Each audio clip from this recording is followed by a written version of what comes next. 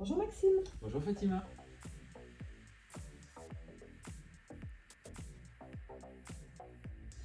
Alors, merci pour cet entretien sur égalité femmes-hommes.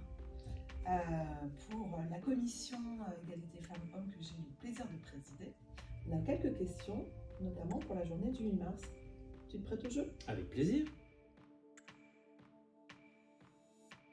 Merci à la commission égalité femmes-hommes d'avoir fait l'ensemble de ces propositions. Je trouve très intéressantes. C'est un petit moment que je lis des rapports triennales et je trouve que c'est particulièrement important de mettre en avant ces différences de traitement parce que c'est vrai que aussi bien dans la représentation des femmes dans les organes de gouvernance, on se rend compte qu'on n'y est pas. Aussi bien dans l'accès au financement, on se rend compte une forme de paradoxe entre des femmes qui gèrent des structures qui sont plus performantes économiquement, mais qui ont moins accès au financement. Donc je pense que vous avez la bonne dose dans ces propositions de ce qu'il faut faire, c'est montrer, éduquer, développer. Il faut montrer les inégalités de traitement, montrer les injustices, et donc là vous le rappelez très bien, c'est renforcer la statistique, renforcer les indicateurs qui montrent les différences de traitement. Éduquer. Donc quand on dit éduquer, ça veut dire, eh bien il faut quand on parle d'accès au financement, il faut montrer les différences de traitement, il faut expliquer qu'on peut lever ces tabous, ces freins psychologiques. Il faut éduquer aussi sur la place des femmes dans la gouvernance des entreprises, dans des postes de management dirigeantes. Et ensuite, il faut développer, ça veut dire qu'il faut trouver des dispositifs à activer. Vous en parlez certains, notamment sur l'accès aux investissements par les banques publiques. Je pense qu'il faut qu'on poursuive ce travail dans le Conseil supérieur de l'ESS. Il faut que ça puisse abonder l'ensemble des réflexions de notre feuille de route. Et il faut aussi après travailler en interministérialité pour mettre en avant ces différences de traitement et les solutions que vous voyez, que nous voyons pour lever ces injustices. Moi, je pense que vraiment, l'accès au financement, ça m'a bluffé, quoi. Je trouve qu'il y a un paradoxe. On ne peut pas parler de développement économique sans se rendre compte que finalement les femmes ont moins d'accès au financement alors que leurs structures sont beaucoup plus performantes économiquement. Mais il y a un paradoxe qui, je pense, me semble purement psychologique.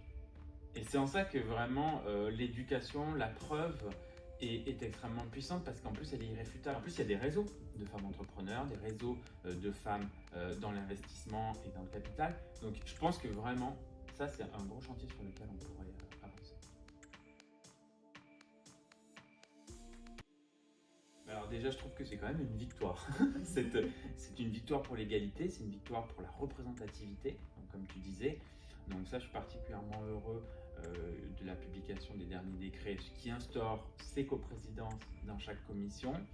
Parce qu'en fait, l'ESS, elle touche tous les problèmes de société et elle ne peut pas se faire sans la moitié de l'humanité. Voilà. Donc je pense que c'était quand même la justice de base à rendre au Conseil supérieur de l'ESS. Maintenant, il faut poursuivre. Il faut poursuivre là-dessus, il faut dire qu'au-delà du fait d'instaurer ces coprésidences, il faut montrer en quoi est-ce que ça va changer la façon de conduire les travaux, en quoi est-ce que ça va infuser aussi les réflexions sur la feuille de route. Et je pense que tu y viendras juste après. On avait aussi lancé un principe d'ambassadrice pour les têtes de réseau. Ça aussi, c'est des chantiers qui sont particulièrement importants pour regarder famille par famille où sont les freins à lever, où sont peut-être les psychologies qui bloquent en fait pour avancer. Oui, bah déjà oui. On ne peut pas avoir un discours aussi autant dans la promotion et puis s'arrêter là. Non, blague à part, je trouve que c'est particulièrement intéressant et important parce que en fait, il y a la façon de voir l'ESS comme mode de développement économique territorial, très macro. Et donc ça, les coprésidences vont participer en fait de la représentativité et de la performance en fait de notre politique publique. Et là, on rentre dans une technicité où il n'y a que ces ambassadrices dans ces grandes familles qui peuvent remonter, soit parce qu'elles l'ont vécu, soit parce qu'elles voient chez chez leurs camarades de famille, ces inégalités de traitement, ces problèmes à lever. Et donc c'est pour ça qu'il faut poursuivre ça. Et il faut pouvoir en faire à un moment une restitution en plénière des 10 objectifs se donnés par famille, voilà, mis en avant par les ambassadeurs. Dernière question, toujours reliée aux ambassadrices, puisque nous avions la chance d'avoir une ambassadrice du mouvement associatif assez extraordinaire, mais qui a changé de fonction. Je sais ton attachement au mouvement associatif.